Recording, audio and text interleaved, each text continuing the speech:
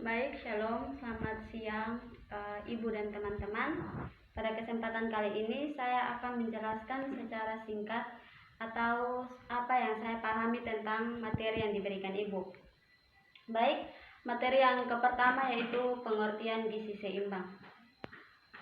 Pengertian gizi seimbang adalah susunan makanan sehari-hari yang mengandung zat-zat gizi dalam jenis dan jumlah yang sesuai dengan kebutuhan tubuh dan dengan memperhatikan prinsip keanekaragaman atau variasi makanan, aktivitas fisik, kebersihan, dan berat badan yang ideal.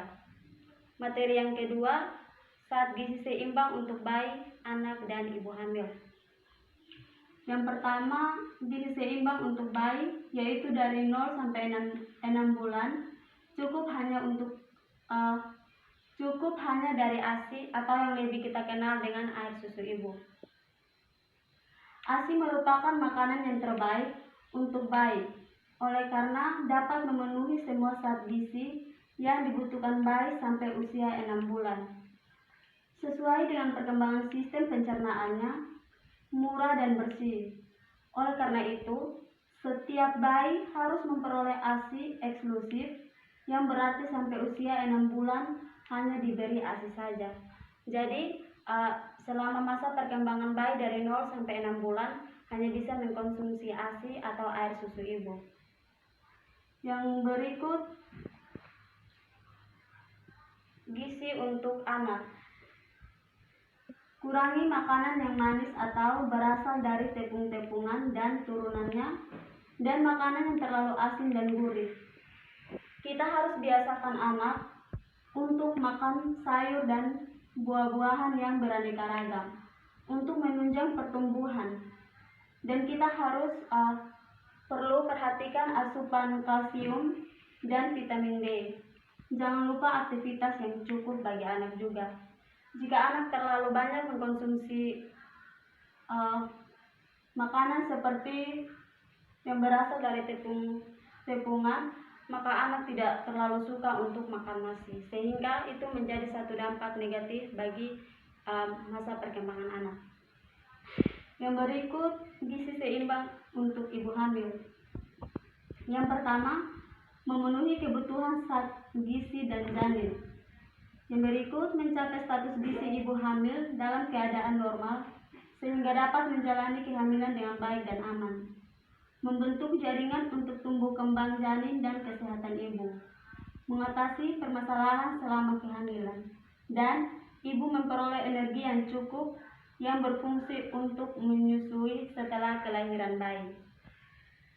Materi yang berikut, praktek penghitungan status gizi. Praktek perhitungan status gizi, pengertian dan penilaian status gizi berdasarkan dampaknya. Status gizi merupakan akibat jangka panjang dari keadaan konsumen makanan setiap hari. Materi yang keempat, kategori status gizi. Kategori status gizi balita adalah keadaan gizi anak balita umur 0 sampai 59 bulan yang ditentukan dengan metode antropometri berdasarkan indeks berat badan menurut umur, tinggi badan menurut umur, dan berat badan menurut tinggi badan. Berat badan menurut umur adalah berat badan anak yang dicapai pada umur tertentu. Tinggi badan menurut umur adalah tinggi badan anak yang dicapai pada umur tertentu. Berat badan menurut tinggi badan adalah berat badan anak dibandingkan dengan tinggi badan yang dicapai. Kita akan masuk dalam tabel kategori status gizi. Di sini berat badan berdasarkan umur untuk gizi baik 80%, tinggi badan berdasarkan umur 85%, berat badan berdasarkan tinggi badan 90%, lingkar lengan atas berdasarkan umur 85%, lingkar lengan atas berdasarkan tinggi badan 85%. Gizi kurang, berat badan berdasarkan umur 61 sampai 80%, tinggi badan berdasarkan umur 71 sampai 85%, berat badan berdasarkan tinggi badan 81 sampai 90%, lingkar lengan atas berdasarkan umur 71 sampai 85%, lingkar lengan atas berdasarkan tinggi badan 76 sampai 85%. Gizi buruk, berat badan berdasarkan umur 60%, tinggi badan berdasarkan umur 70%, berat badan berdasarkan tinggi badan 80%, lingkar lengan atas berdasarkan umur 70%, lingkar lengan atas berdasarkan tinggi badan 75%. Kita akan masuk dalam materi yang kelima, pengertian gangguan kesehatan. Gangguan kesehatan atau mental, atau yang lebih kita kenal dengan gangguan jiwa, adalah penyakit yang mempengaruhi emosi, pola pikir, dan perilaku penderitanya. Sama halnya dengan penyakit fisik, penyakit mental, dan juga ada obatnya. Materi yang keenam, konsep timbulnya penyakit, penyebab, dan pencegahannya. Gejala kesehatan mental, di sini ada beberapa yang berkaitan dengan gejala kesehatan mental, yaitu berteriak atau berkelahi dengan keluarga dan teman-teman, delusi, paranoia atau halusinasi. Berikut kehilangan kemampuan untuk berkonsentrasi, ketakutan, kekhawatiran atau perasaan bersalah yang selalu menghantui. Yang berikut ketidakmampuan untuk mengatasi stres atau masalah yang dihadapi sehari-hari. Yang berikut penyebab kesehatan mental. Cedera kepala atau faktor genetik atau terdapat riwayat penyebab gangguan mental dalam keluarga, kekerasan dalam rumah tangga atau pelecehan lainnya, kekerasan pada anak atau riwayat kekerasan pada masa kanak-kanak. Yang berikut pencegahan kesehatan mental.